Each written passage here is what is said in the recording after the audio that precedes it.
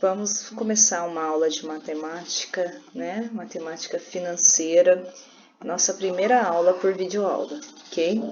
Então, a introdução de uma matemática financeira. Eu vou dar alguns exemplos aqui para vocês pensarem, né? Tudo que está aqui como exemplo, a gente vive diariamente, né? Olha esse primeiro exemplo, ó. Se um consumidor atrasar o pagamento de uma conta telefônica em 5 dias, que valor ele deverá pagar, considerando a multa e a incidência de juros devido ao atraso? Vou pegar um boleto para vocês entenderem melhor. Todo boleto, quando a gente tem sua data de vencimento, o valor a ser pago, e a maior parte dos boletos, ele vem escrito aí, ó, multa de 1,80 após o dia 8 de 9 de 2012 e juros de 0,30 ao dia, ou seja, né, se você atrasar esse boleto, esse exemplo desse boleto aqui, que ele era para ser pago até o dia 8 de 9 de 2012, se você vir a atrasar ele, você vai estar pagando uma multa de 0,8%, né, 0,80, mais um juro de 30 centavos por dia de atraso. E ainda tem mais uma coisa, né? Ó, receber até 10 dias após o vencimento. Depois ainda vai ser protestado. Esse caso é um caso do quê? É um caso de finança, né? É um boleto da Caixa Econômica que, se você não pagar no dia correto, acontece uma multa, juros cobrados por dia e assim sucessivamente. Esse e outros, né? E outras coisas que a gente vive na nossa vida, a matemática, ela estipula, né? Na matemática financeira trata isso. Então, ó, o segundo exemplozinho aí, ó, se um trabalhador reservar mensalmente uma pequena parcela do seu salário para aplicar em uma caderneta de poupança, é possível estimular o valor dessa reserva financeira depois de um ano? Então, o que está falando aí? Ó? Se todo mês eu reservar um valor X no meu salário, colocar numa poupança, depois de um ano, tem como eu saber, né, ou fazer uma estimativa de quanto eu vou ter depois de um ano? Tem, né, gente? A gente vai ao banco, vê a taxa, pesquisa a taxa que eles vão pagar, toda ação, como que eu vou dizer, toda operação financeira, ou você paga juros, ou você recebe um percentual de juros. Se você deposita, então, um dinheiro numa poupança, você vai ficar com ele, né, durante aqueles 30 dias necessários, você tem um valor X um pouquinho a mais, que é a taxa que eles pagam por você ter deixado lá para uso de, vamos dizer assim, uso do banco, né, o teu dinheiro. Eles vão pegar seu dinheiro e emprestar para outra pessoa. Você pode tirar a qualquer momento? Pode. Mas porque nem a poupança mesmo. A poupança, se você tirar, se você colocou o dinheiro lá e tirar depois de 10 dias, você tira exatamente o que você colocou. Para você ter um percentualzinho a mais, ter um dinheirinho, fazer o tal do rendimento lá, você tem que esperar exatamente os 30 dias. O terceiro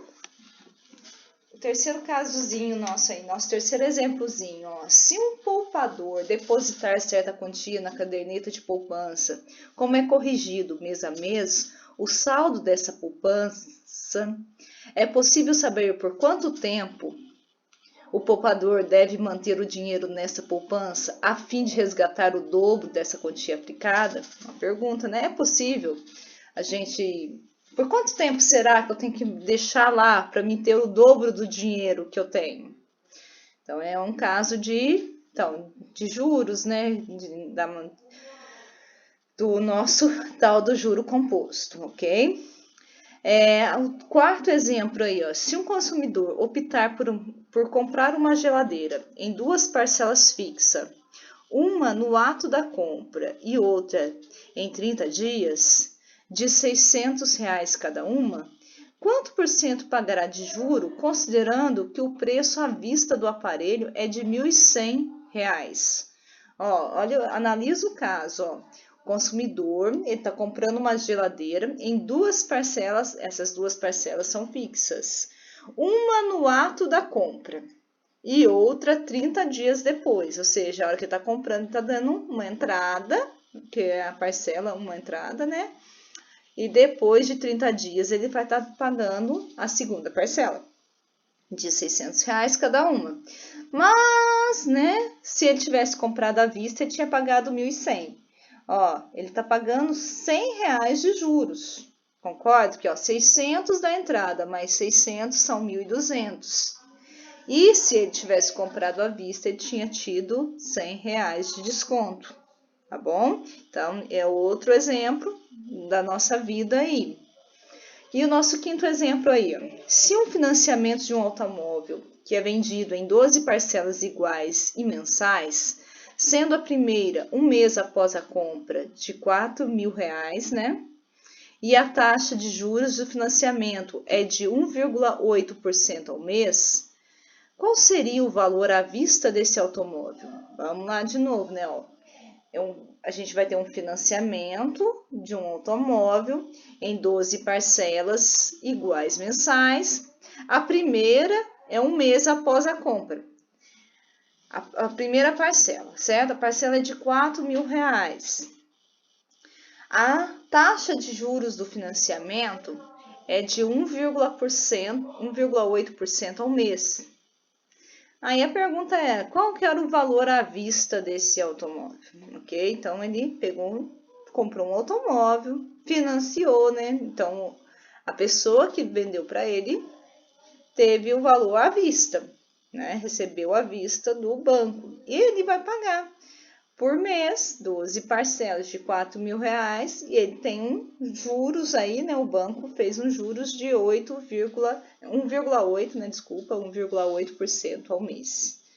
A gente sempre vê isso também. Então, ó, estas e outras questões são estudadas pela matemática financeira, que aborda as diferentes modalidades de juros simples e composto, financiamentos, os mecanismos de correção de valores em investimentos financeiros e etc. Nesse estudo, é importante retomar alguns conteúdos vistos em anos anteriores, entre eles a porcentagem, gente. Olha, a porcentagem é importante, tá bom? Então, vamos para o próximo. Então, nesse capítulo, né, nessa nossa aula, a gente vai começar resolvendo alguns probleminhas, né, que envolvem porcentagem. As porcentagens... Peraí que eu não tô... Pegou o negócio aqui em cima aqui. As porcentagens elas podem ser expressas na forma de fração centesimal. O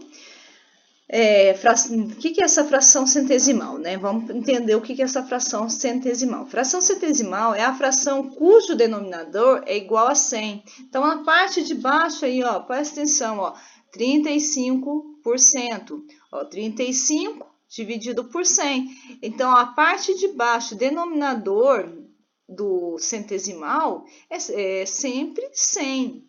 Então, toda vez que você escutar 35%, significa que 35 dividido por 100. Que também pode, né, a gente pode estar trabalhando esse número em forma decimal, que ele vai ficar 0,35. Ok? Aqui também temos outros, né? Observe as diferentes representações. Então, olha, o que eu expliquei do 35 por 100. 13,6 dividido por 100, que aí se você dividir vai ficar 0,136, 8%, 0,8, 120%, 120 sobre 100, que é igual a 1,20, tá bom?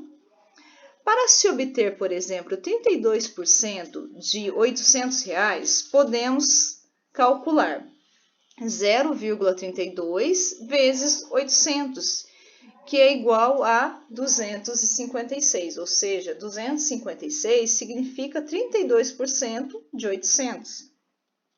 Ah, mas da onde você tirou esse 0,32? Ó, lembra aqui de cima, a mesma coisa, ó, 32 por 100, certo? Aí, ó, você quiser multiplicar direto, ou você pode fazer 32 vezes 800 e dividir por 100, tá bom? Então, ó, com uma calculadora simples, basta pressionar as seguintes teclas, ó, 800 vezes 32%, que você também vai ter os mesmos, né? Só que quando a gente não tem uma calculadora, quando a gente está no vestibular, a gente não tem a calculadora, então a gente tem que aprender a fazer essas continhas à mão, né? Então, como que vai fazer à mão? 32 vezes 800 dividido por 100, ok? E tem outra coisa também que a gente pode fazer bem bacana aqui, ó. Deixa eu ver se eu consigo escrever aqui. Não vou conseguir. A gente pode pegar, como é dividido por 100, tá vendo o 800 aqui que tem essa 0, 0? Cancelar, ó, os dois zeros do 800 e só multiplicar 8 vezes 32, ok? Porque você está fazendo já a divisão de 800 por 100, certo? Outra possibilidade é usar o cálculo mental, como 10% de 800 é igual a 80. Lembre-se que 10% é um valor correspondente à 10ª parte do valor. Então, nós temos o quê? Que 1% de 800 é igual a 8.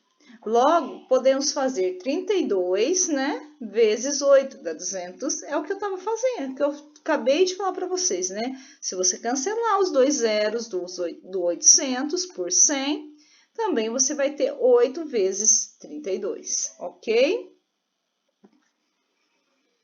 Aumentos e desconto, coisas que a gente vive diariamente, né, gente? Ó, certa loja vende uma máquina de lavar roupas por R$900.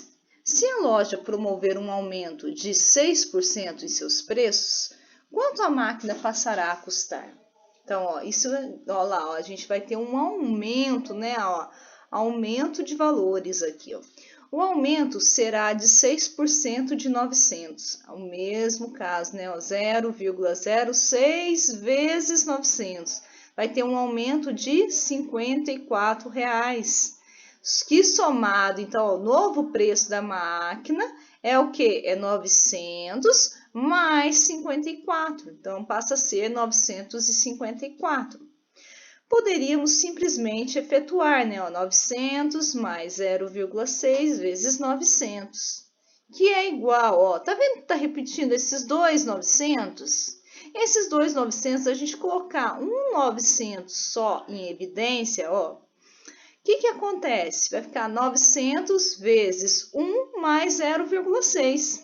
Isso é lá da fatoração, lá do 8º ano, que vocês já esqueceram, né? Mas vamos, por isso que a gente precisa retornar alguns conteúdos sempre na matemática. Então, ó, esse 1 está representando 1,900 mais 0,6, que dá 1,6 vezes 900, você já tem o valor diretamente de 954. Tudo bem? Então, observe que o preço inicial da máquina foi multiplicado por 1,6. Dispõe de uma calculadora, então, simples, né? Muito rápido obter o resultado acima. Basta multiplicar, né, os 900 mais 6% também. Se a gente pegar, você pode ver que na qualquer loja que você vai, né, fazer uma compra, quando eles vão te dar desconto, vê depois se mais aqui, eles apertam menos, tantos por cento, já tem o valor. Aqui, como teve um aumento, colocou mais, tá bom? Seguindo o mesmo raciocínio, podemos concluir que, se o aumento fosse de 30%, multiplicaríamos o preço por 1,30. Se fosse de 16, por 1,16. E se fosse de um i qualquer, né, um valor qualquer, a gente vai fazer o quê? 1 dividido por 100, né? O i dividido por 100 mais 1. Ia ficar 1,i, ok? Tudo bem até aí? Deixa eu ver se eu peguei o slide certo. Ah, não, eu pulei 2, tá bom. Ó, voltando aqui, então, ó, se por outro lado, uma liquidação. O que é liquidação, gente? Quando a gente tem uma diminuição de preço. Ó lá, fosse anunciado um desconto de 20% no preço da máquina. Quanto ela passaria a custar? Então, ó, o desconto seria de 20% de 900. 0,2 vezes 900, né? é igual a R$180. Ah, da onde você tirou mesmo 0,2, professora? Lembra? É 20%, é 20 dividido por 100. 20 dividido por 100, a gente tem igual um valor de 0,2 vezes 900 dá 180. Esse 180 é o valor do desconto. Então, qual que é o valor da máquina? Novo preço da máquina vai ser o quê? R$900 menos R$180, que é igual a R$720.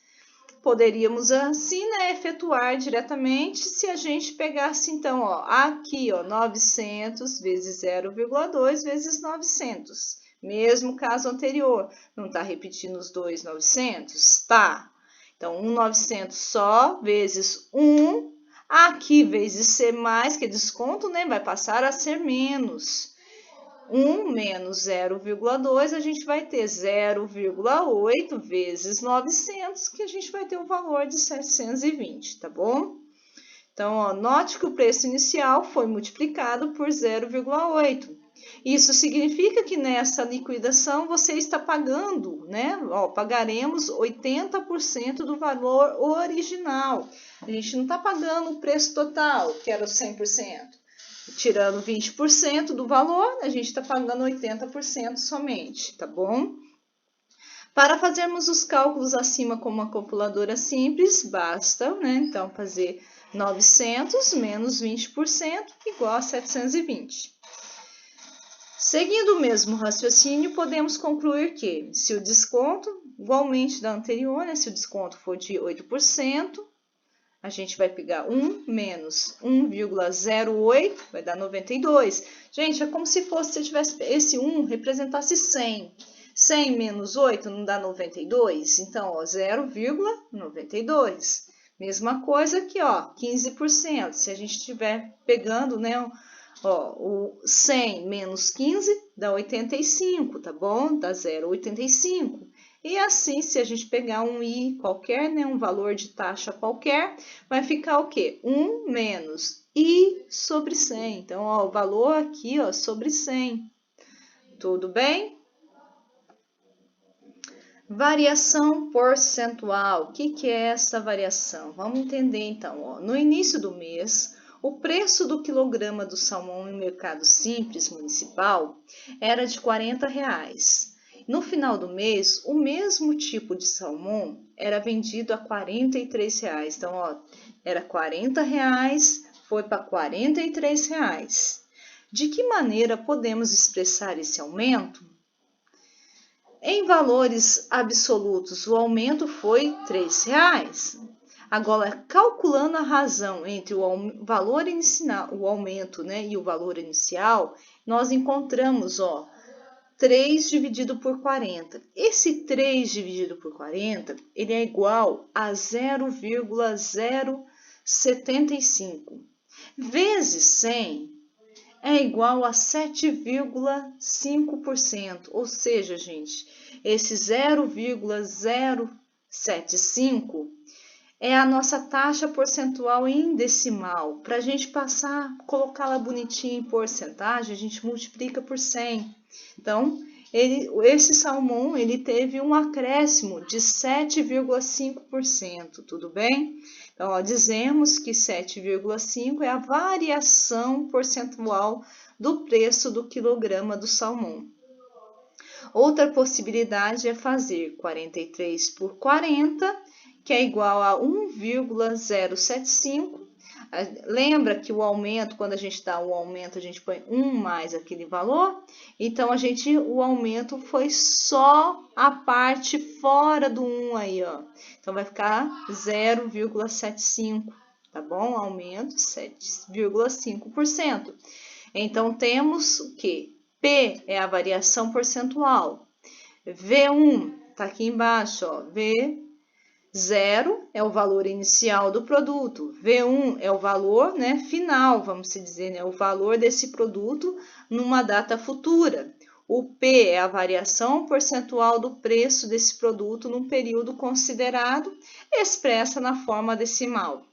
Tá bom? Se, ó, isso aqui é importante vocês perceberem, ó, gente. Se o P for maior que 0, dizemos, né, que a taxa percentual, né, é de aumento, ou seja, de acréscimo, conforme vimos no preço do salmão. Mas, se ele for menor, significa que essa taxa de desconto ou decréscimo, tudo bem? Vamos passar para o próximo. Aí eu coloquei um exemplo, né, ó. Se um preço de 1 quilograma de salmão tivesse diminuído de R$40 para 38, teríamos o que de acréscimo? Vamos ver, ó. Então, ó, 38, que é o preço final, 40, o preço que era inicial, dividido pelo 40, que era o preço inicial. Então, eu tenho menos 2 sobre 40. Eu tenho o quê? Menos 0,05. Isso significa que teve uma redução, não, esse menusinho aqui é a redução, ou seja, o decréscimo de 5%, tá bom? E tem mais alguns exemplos aqui. O Produto Interno Bruto de um país, né, que é o PIB, aumentou 3% no ano passado, passando a ser 412 bilhões de dólares. Qual era o Produto Interno Bruto, né, o PIB, antes do aumento, deste país antes do aumento? A mesma coisa, a gente calcula da mesma forma. Ó. A gente tem o percentual aqui, que é o P, nesse caso, né, que é 3%, tá bom? Só que a gente tem que virar ele na parte decimal. Então, por isso que ele ficou 0,03. O 412, que era o valor final, e eu preciso encontrar esse valor inicial. Aí é uma equação, né, gente, simples, ó, essa parte de baixo passa multiplicando, vai ficar 0,3 vezes V, é igual a 412 menos o V0. Isola a incógnita, né, no primeiro membro, isola ela. Então, a hora que você passa ela, né, pelo lado de cá, por isso vai ficar 1,0,3 vezes V0 é igual a 412.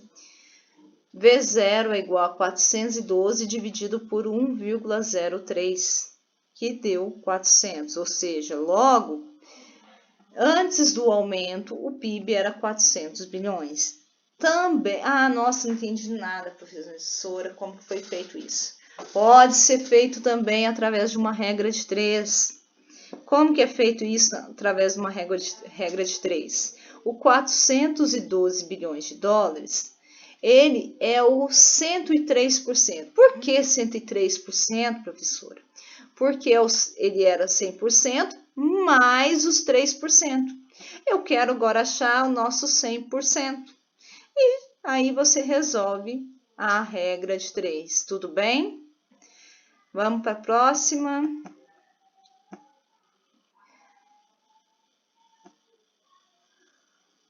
Um último exemplo aqui, ó. Um produto sofreu 2 aumentos mensais consecutivos, de 5% e 10%, respectivamente. Então, qual será o preço após os aumentos? Se antes ele custava R$400. E a letra B, qual será o aumento percentual acumulado? Vamos ver. Então, a primeira letra, a letra A, tá bom? Qual será o preço após o aumento? Se antes ele custava R$400. Então, ó, teve um aumento de 5%, passou a ser 420. Depois, ele teve um segundo aumento, os 420 vezes o 10%, 1,10, né? Passou a ser 462. Então, eu tenho um preço final aqui, ó, de 462. Essa letra B aqui, qual será o aumento percentual acumulado? Como que é feito isso? Esses 462 do último aumento aqui, ó, é o nosso valor final, não é? 400 é o nosso valor inicial. Então, valor final menos valor inicial dividido pelo valor inicial. Eu estou tendo uma variação, então, de 62 dividido por 400 é igual a 0,155. Multiplicando, então, esse valor por 100, né, o aumento foi de 15,5%. Gente, esse último slide aqui uns exercícios, né? Eu vou estar passando para vocês. Se vocês acharem difícil copiar assim, me responda que eu passo. Vou pensar que eu vou passar o PowerPoint inteiro para vocês. Eu expliquei, espero que, olha, o vídeo acaba ficando grande, né? Indo de 1 por 1, tá com 25 minutos já. Então, eu espero que eu tenha conseguido. Se vocês não conseguirem entender, professora, me explica melhor tal parte do vídeo, vocês podem estar me mandando, ok? Obrigado por enquanto.